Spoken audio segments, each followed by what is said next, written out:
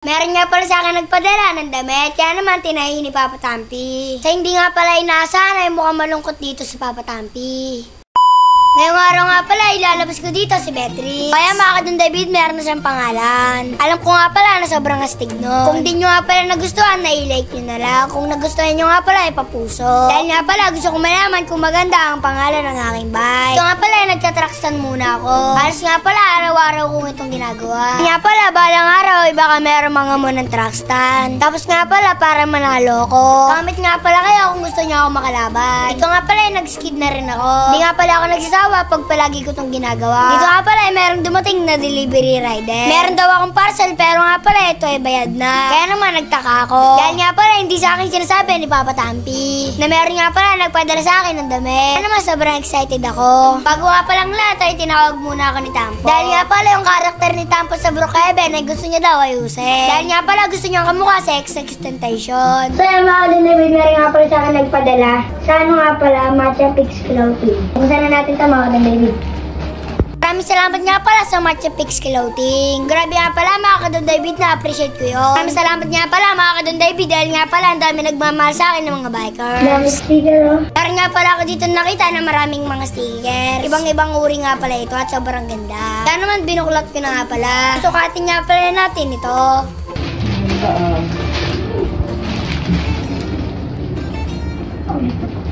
Dito nga pala medyo malaki sa akin. Ito nga pala ang small nila. Talaga mga Kadon David, dahil nga pala small pa lang ako. Ano man kagawin natin daw na paraan. Kaya mga Kadon David, tignan nyo ang ganda ng design oh. Parang. Tsaka yung mga sticker po. Kaya mga Kadon David, ang ganda nga pala ng sticker oh. Kaya mga Kadon David, papatayin na pala natin to. Kaya mga Kadon David, dadikit ko na nga pala yung mga sticker oh. Mag-iipon nga pala ako ng mga sticker. Yung mga binibigyan na ng sticker sa akin. Saya mga Kadon David, bagay na bagay nga pala ito sa aking PC at kay Galis. Dahil nga pala may kulay green, tignan niya, at saka kulay pink. Wala nga lang kulay orange. Saya mga Kadon David, para nga pala makatipid tayo, papatayin ko na lang ito kay Papa Tampi. Dahil nga pala may siyang mini pantay. Tara! Papa Tampi! Oh. Marunong ka na diba magtahe? Oo naman. Patayin naman ako nun. Ito? Ang ganda, ano? Parang bagay ata sa akin. Joke lang siya. Patayin natin to. Sakto, meron akong pantahi dyan mga katampi. Yung maliit dyan, kaya-kaya ko na yan. Tara, kunin natin. Simulan na natin tahihin to mga katampi. Ang ganda mga katampi oh. Tara, testingin natin yung tahihin. Yun o, sabi na. So guys, oh, nakatagos dito. Yan o, kaya-kaya na yan. Basic. Nod-nod lang tayo guys. Para may matutunan tayo. Let's go! Ay mga katampi, dito tayo magse-setup ng ating pananahi sa labas. Tara dito tayo mga katampi. Ito ang naisip kong gawin mga katampi. Kunin natin tong kambing. Yan. Ito gagawin nating lamesa, yung kambing. Kambing ni nanay. Yan, pwede yan. Pwede yan ito. Tara mga katampi. Pwede na yan. Oh, skateboard po oh. Ayan guys. Ayan guys, setup lang natin guys. Doon tayo sa malapit sa ano, saksakan. Dito tayo. Ayan. Ayan guys. Ayan, isa na akong mananahi mga katampi. Kahit di marunong pero alamin natin yan mga katampi yan.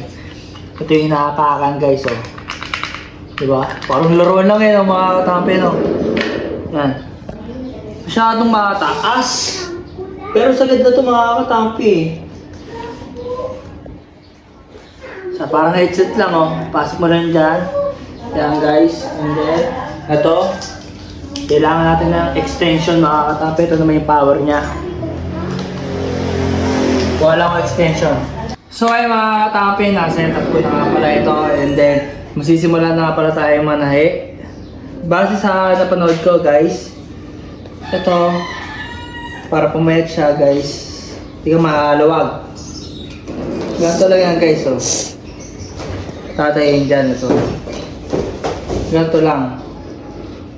Yung gilid lang guys, yung gilid. Tapos dito, yun lang, yung gilid. Para magkasya kay Don David. At kukuha tayo ng sample, guys. Ayan guys, ito yung sample. Susukatin na natin siya. Dito nga pala, medyo kinakabahan ako sa ginagawa ni Papa Tampi. Dahil nga pala, never ko siya nakita na nagkatahe. Pero nga pala, kailangan natin magtiwala. Ito nga pala, tamang sukat nga pala siya. Alam mo, ay veterans niya. Alam mo, nabangan natin ang mangyayari. Dito nga pala, nagsimula na siya. Pinapanood ko nga pala siya dahil kinakabahan ako. Baka kasi matayin niya, pati daliri niya. Pero nga pala, sa nakikita ko, okay naman. Pagkatapos nga pala ng ilang oras, ay binalikan ko si Papa Tampi. Alas nga pala, mag-apon siya nandito. Dito nga pala, sa nakikita ko ay parang merong problema. Kitang-kita nga pala sa kanyang pagbumuka na malungkot siya. Kaya nga pala naging malungkot si Papa Tampi dahil nga pala hindi niya kaya. Kaya naman pinatayin niya ito sa iba. Ito nga pala ay kinuha na namin. Ito nga pala ay nakilala ko ni nanay. Napapanood niya daw ako. Kaya naman shoutout po sa inyo.